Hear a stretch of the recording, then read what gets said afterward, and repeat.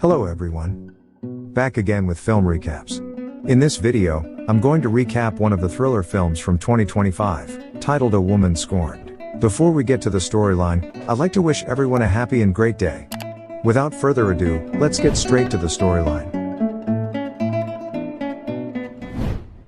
The movie opens with an injured man, Randy, writhing in agony, as a woman named Jess stands over him with a gun.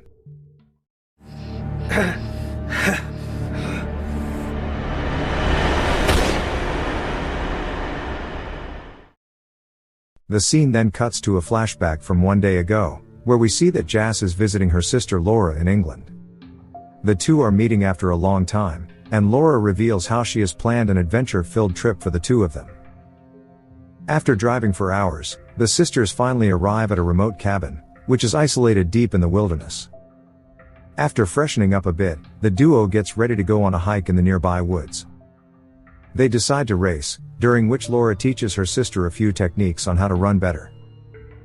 The duo then approaches a nearby lake to swim, but since it's too cold, they decide to retreat and begin putting their clothes back on. At this moment, a pickup truck full of men suddenly arrives there, and begins catcalling the two girls. Their leader, Randy, invites the girls to hang out, but Laura refuses, while Jess becomes increasingly uncomfortable.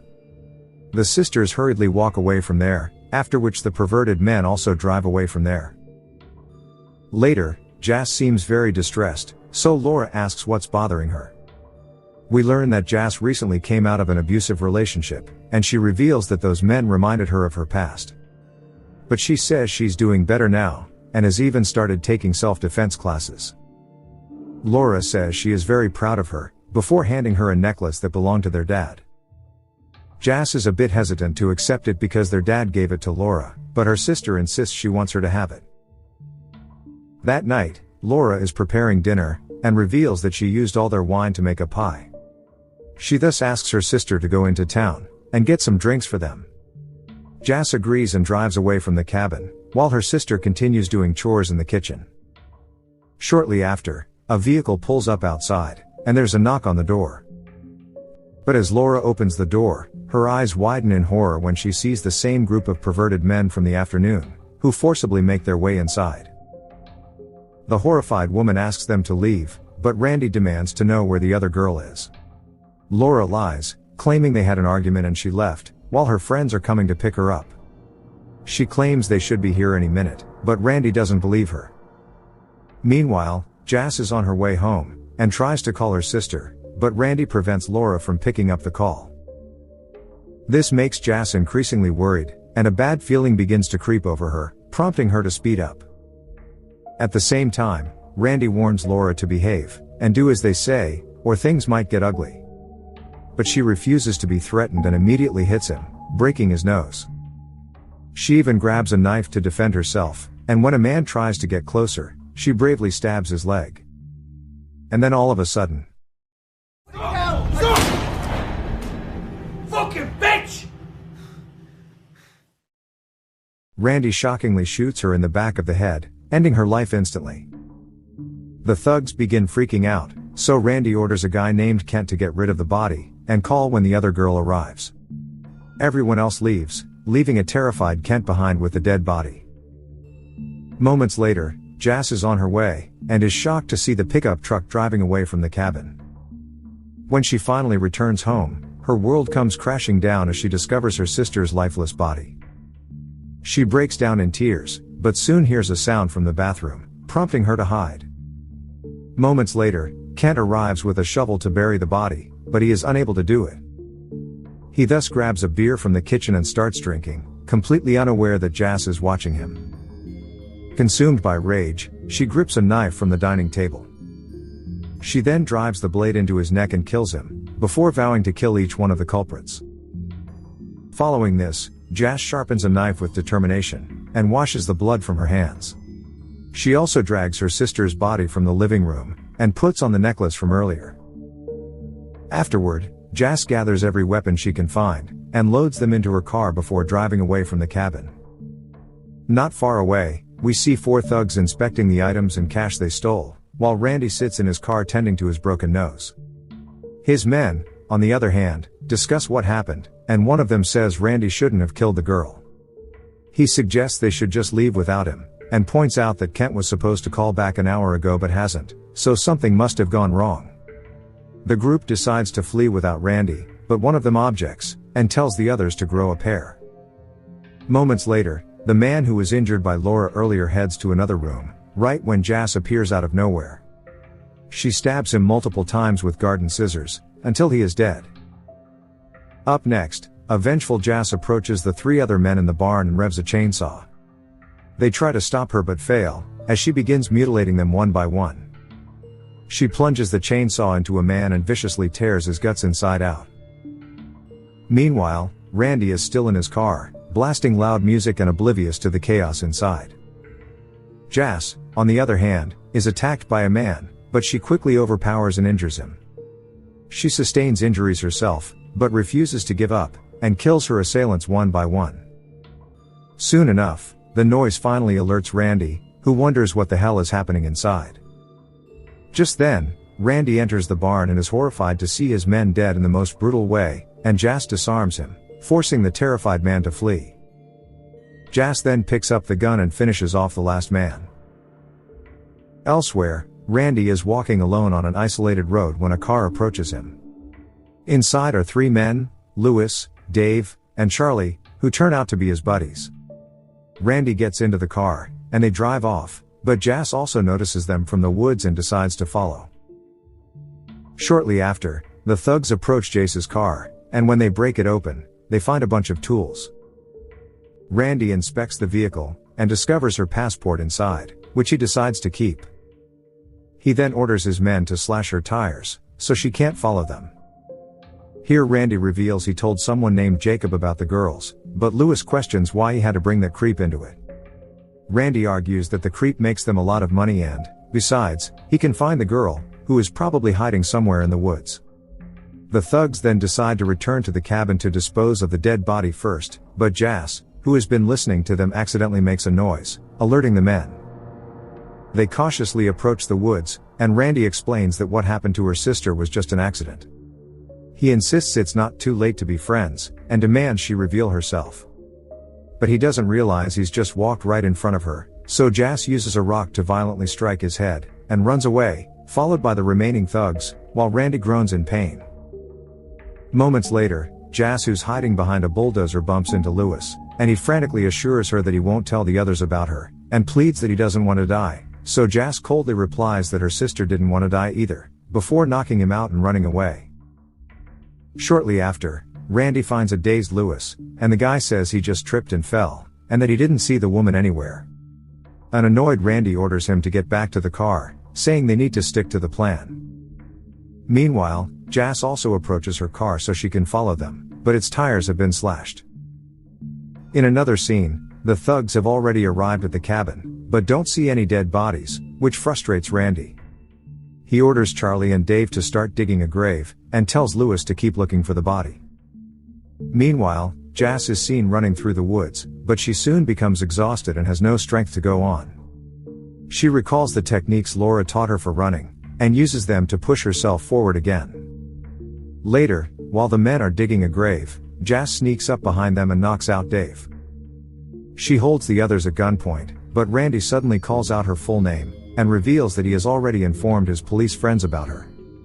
She tries to shoot them, but Lewis suddenly sneaks up behind her and they knock her out. Sometime later, Jess wakes up inside the house with her hands and feet tied. She frees the ties from her legs, but struggles with her hands. She then opens a drawer and finds a small knife, which she uses to cut her ties and finally frees herself. Moments later, she hears someone approaching, so she pretends to be still bound and unconscious. It turns out to be Lewis, who tells her that she's a beautiful woman. He then turns her around, and tries to assault her, right when this happens.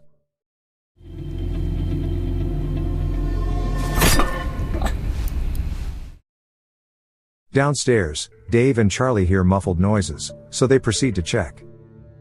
They arrive at the room and hear Lewis groaning, while inside, Jess is slowly finishing him off. She then opens the door and quickly stabs Dave, sending him tumbling down the stairs. Jess and Charlie begin fighting, but the man proves to be too strong for her. At the same time, an injured Dave takes the knife from his leg, and slowly climbs the stairs. Soon, Jess brutally gouges Charlie's eyes, causing the man to groan in pain. She also uses the defense technique she learned and locks him in a chokehold, and the man eventually passes away. But then, Dave arrives and shoots her in the shoulder. He strikes her with the gun, and begins brutally smashing her head against a table, but the furious woman elbows him in the groin, and uses an alarm clock to smash his head to death. Following this, an exhausted and injured Jess sits on the stairs. She feels like giving up, but then she hears Laura's voice echo in her mind, and urging her to keep going. And so, Jess summons the last of her courage, and pours alcohol on her wound, and removes the bullet with immense pain. Not long after, Randy returns to the cabin with his creepy boss, Jacob, and 3 other thugs. Jacob tells the 3 men to stay in the car, saying it won't take long. He then reassures Randy not to worry about his broken nose, claiming he knows the best underground plastic surgeons. The 2 soon enter the house, only to find their men gone, which annoys Jacob. He scolds Randy for causing the mess, warning that this chaos isn't good for their business, but Randy insists that he has everything under control. Next, the 2 men head inside the upstairs room, but they don't find Jess anywhere, leaving them worried. They hear the hiss of gas leaking, which turns out to be coming from a closet with a cylinder, right when Jess locks the door behind them. Randy tries to shoot the door, but Jacob warns that it could trigger an explosion. Jess also stuffs some clothes under the door, preventing the gas from escaping and leaving the 2 men trapped inside. Meanwhile, outside, the 3 men begin to worry that their boss still hasn't returned, so one of them decides to check. At the same time, Randy and Jacob struggle to breathe as the room fills with gas. Jacob tries to fix the cylinder, but he's unsuccessful since its valve is broken. Downstairs, one of the thugs arrives to check on his boss, but finds no one inside. He then hears a noise coming from a cupboard and tries to investigate. But then all of a sudden,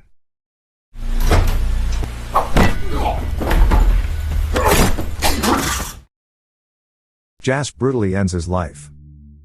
Meanwhile, a desperate Randy continues banging on the door loudly, which is finally heard by the 2 men outside. They enter the house armed, but Jess is already waiting with a gun. She warns them not to move, but one of them steps closer, causing her to pull the trigger, but she's out of bullets, so she strikes him with the gun. She then smashes a vase over the other guy, before engaging in a fierce fight with the first man. Meanwhile, upstairs, Randy is struggling a lot, while Jacob tries to use a sharp tool to open the door lock. He eventually manages to open it, but by this point, Randy has already lost consciousness. Downstairs, Jess bravely fights the 2 men, and despite being outnumbered, she manages to overpower them. She kills one by smashing a sculpture over his head, before brutally stabbing him. The other man tries to get up and escape, but Jess throws a knife straight into his heart, ending his life as well. All of this killing takes a heavy toll on Jess, and she begins to cry, just as Jacob arrives and tases her from behind. He then fastens a collar with a chain around her neck, and orders her to be a good doggy, and follow him to the car. But Jess refuses and spits at him, prompting him to tase her again. He tries to drag her away, but she resists, and seizes the chain from his hand. She then rips off the collar, and the 2 get into a violent struggle. The man proves too strong for her, and on top of that, she is exhausted and injured from the night's events. However, at one point, Jess manages to grab the taser, which she uses on him and shoves his head against the sink. Just then, Randy arrives downstairs and accidentally shoots Jacob to death. Jess now seizes the opportunity to run, with Randy in pursuit. To his surprise, Jess jumps into a car and runs him over, severely injuring him. Despite the pain, Randy struggles to his feet and flees toward a nearby barn. Jess shoots him in the shoulder, sending him crashing to the ground. But before she can finish him, he kicks and drags her by the hair. The 2 then collide in a brutal struggle.